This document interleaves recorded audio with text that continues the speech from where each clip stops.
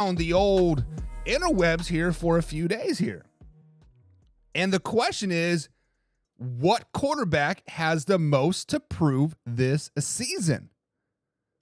That's right. So there have been some big contracts out there that have been signed and some that are kind of extended like, hey, prove it to me now type of thing, right? But when we break it down, when I was thinking in my head, what quarterbacks have the most to prove right off the top of my head, it was boom, Lamar Jackson, right? Lamar Jackson has to prove it this season because he just signed, what was it? A 4-year, $260 million deal with a no trade clause.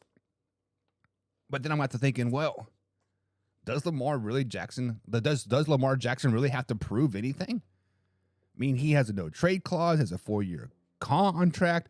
Obviously, the Ravens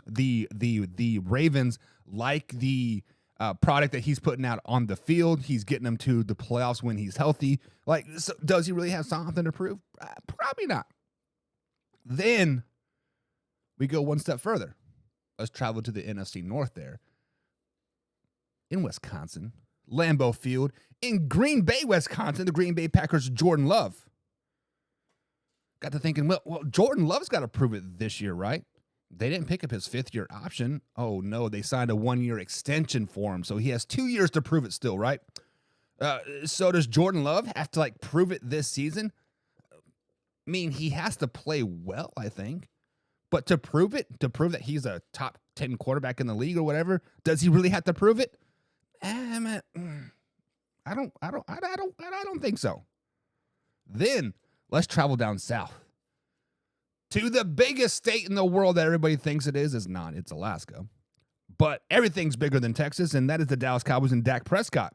He has a 4-year, $160 million deal with 2 years left on his deal with the no trade clause as well. Does he have to prove it this season? New offensive coordinator, Mike McCarthy taking over the play calls. Zeke is gone. CeeDee Lamb says there is no ceiling on the Dallas Cowboys offense. Do they got to prove it? Does Dak Prescott have to step up like, hey, this is my team. I'm a top 5 quarterback, baby.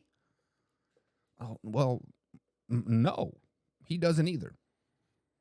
Why? Because Dak Prescott isn't that guy. He is not a guy that is going to throw the ball down the field for 8,000 yards or whatever. Yes, he was on pace for 6,000 yards the year he broke his leg, right?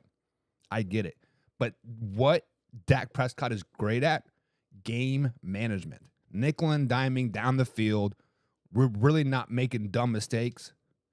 When he is forced to push the ball down the field, that is when dumb mistakes happen. But when he's able to hand the ball off, let Tony Pollard, let Deuce Vaughn eat, he can nickel and dime it down the field with a couple of long balls here. Dak Prescott will just be just fine. So he has nothing to really to prove this year.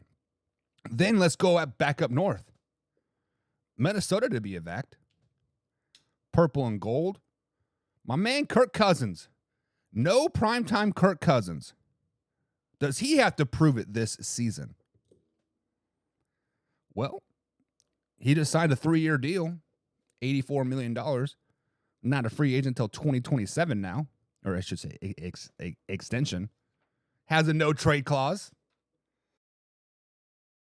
When he plays at 1 p.m., he is an MVP candidate. Does he have anything to prove? No. I think as long as he keeps doing Kirk Cousins things, they'll be just fine. They'll be just happy.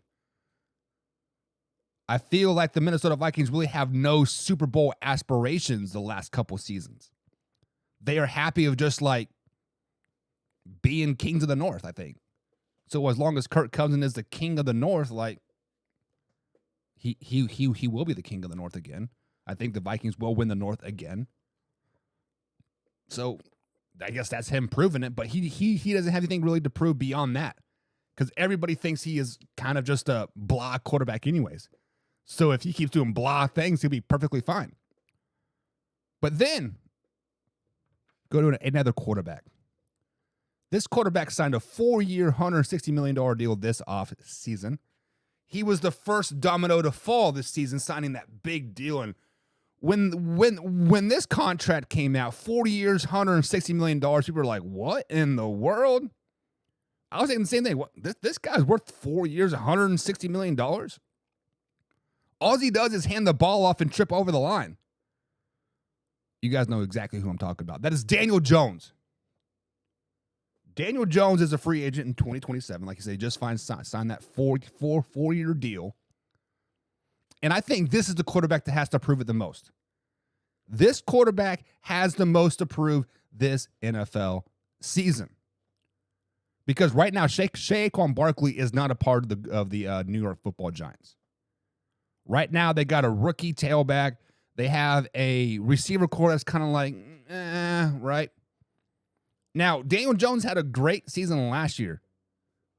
Saquon Barkley finally was healthy, played a full season, and that took a big load off of him. But now it's time to prove it. Now it is time to say, hey, this is my team. I am worth that $160 million. I am the guy in New York. I don't need Saquon, but I would like to have him, but I don't need him.